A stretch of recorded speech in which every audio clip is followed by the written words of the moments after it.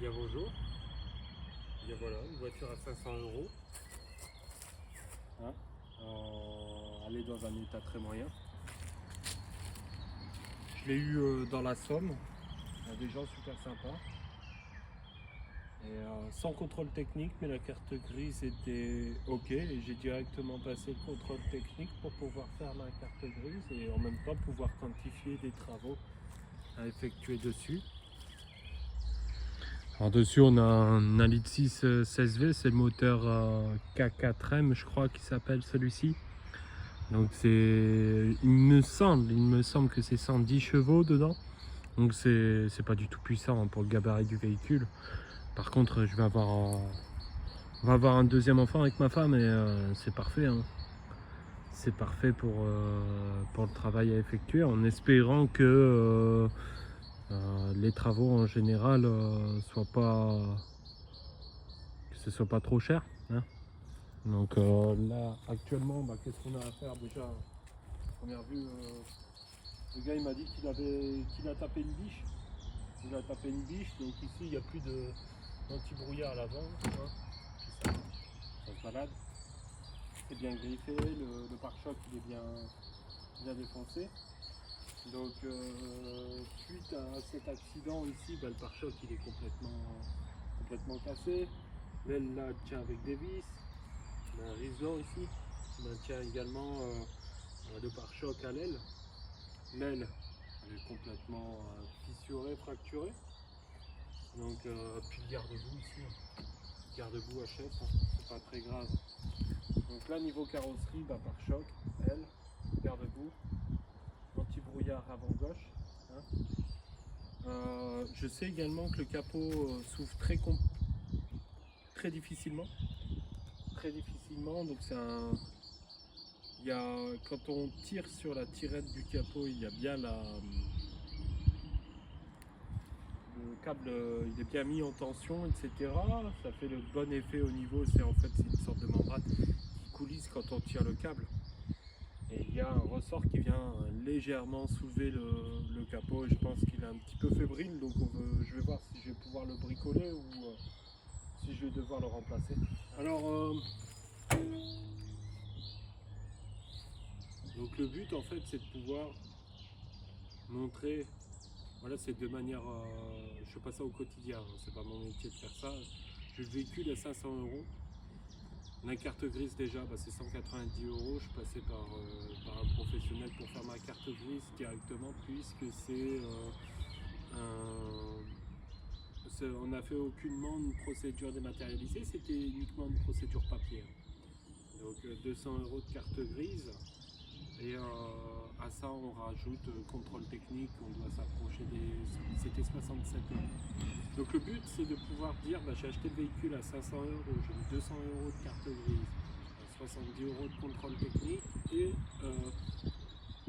de faire le montant total des travaux sur ce véhicule pour voir si c'est rentable ou non d'acheter une merguez à 500 euros, puisque forcément, là, pour le moment, c'est une merguez. Alors, plusieurs choses. Là, il a 159 000 km, c'est pas beaucoup.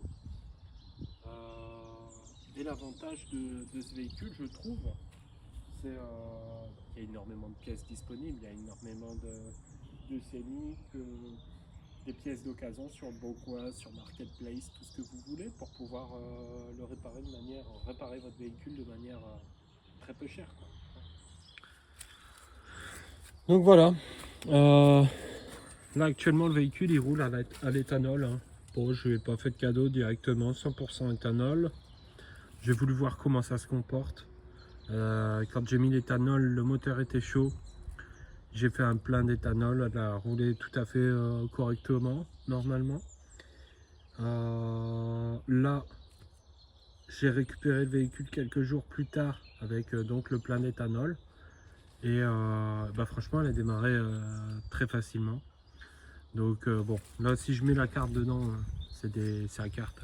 C'est à carte. Sur les cartes comme ça, 3 boutons avec le premier bouton pour déverrouiller le véhicule, le deuxième bouton c'est pour le coffre uniquement et le troisième c'est pour verrouiller le véhicule. J'ai les deux cartes, hein, donc c'est agréable d'avoir le double également.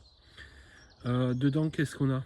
On a le régulateur limitateur de vitesse, c'est une boîte 5, c'est une phase 1, Scénic 2 phase 1.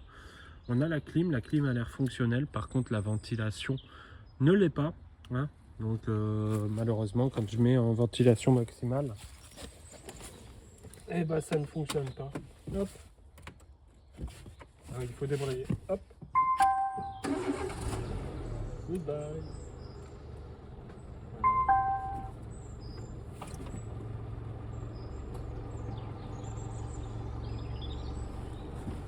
Hop. Donc il tourne correctement le véhicule, hein. Il tourne correctement. Donc au niveau de l'intérieur, voici ce que ça donne, hein. Donc il y a de la moisissure forcément. S'il y a plus de ventilation, il y a beaucoup de moisissure. Ça sent très mauvais. Voilà. Les lèvres-vitres, il n'y a qu'un lèvre-vitre qui fonctionne. Bon, on va dire par chance, c'est le conducteur. Hop. Mais par contre, tous les autres CHS, il faut que je regarde si c'est fusible, ce qui m'étonnerait puisqu'il y en a un qui fonctionne. S'il y a d'autres défauts, je vais voir, je vais le démonter, je vais comparer, tester via les câbles. L'arrière du véhicule, hein, on peut bien se rendre compte voilà, de l'humidité, hein, notamment avec la place du milieu. Et par contre, ce qu'il y a de sympa, c'est que les banquettes sont coulissantes à l'arrière, hein. Donc bah, tiens, je vais montrer un petit peu. Là, on est dans la position où il y a le plus de coffres. Ouais, je crois que c'est ça. Ouais. La flûte avec le crêpe. Peut-être. Non, même pas. Donc, voilà. Ça se coulisse comme ça. C'est pratique hein, si on veut plus ou moins de coffres et plus ou moins de place à l'arrière, notamment pour les enfants. Ouais. Donc, franchement, c'est pas mal. L'accoudoir également est coulissant. Je vais montrer comme ça. On appuie ici. Hop. J'ai vu ça la fois dernière, j'ai trouvé ça vraiment sympa. Des rangements en dessous des sièges à l'arrière, sous les banquettes au sol là, ici sous les tapis, et également à l'avant sous les sièges et sous les tapis, il y a des rangements dans le plancher en fait. Des rangements dans le plancher également.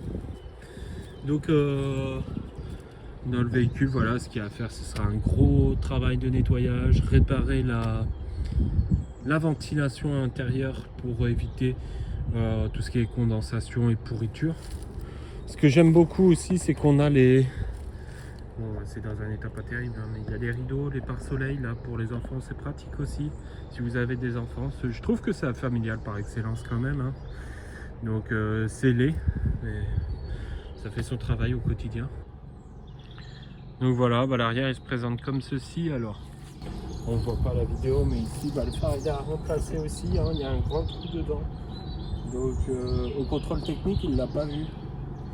Il l'a pas vu, donc je pourrais très bien jouer l'idiot, mais bon, j'ai envie que ce soit correct, on va dire. Je suis quelqu'un d'honnête, du moins.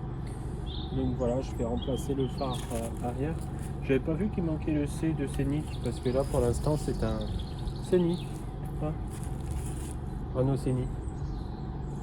Ça me fait rire. Voilà, donc bon. J'ai eu les barres de toit, oui. Le gars il m'a filé les barres de toit, c'est super sympa. Voilà. Et puis banquette coulissante. Je sais pas si on peut de l'arrière comme ça avec la coulissure. Je pense pas. Ah non, c'est pour renversement total, ça je crois. Donc il m'en manque là. Je sais pas s'il y a besoin de ça pour les tous, parce que normalement ça se retire. Qu'est-ce que c'est que ça?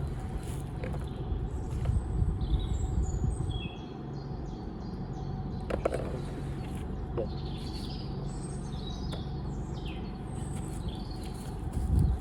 D'accord. Donc voilà, le rétroviseur également a changé, tout du moins le miroir, puisqu'il est complètement fissuré, hein, ça passe pas au CT. Hop. Là je prends à la main, j'essaie de faire une petite vidéo à la main, je suis très naze moi pour tenir le téléphone.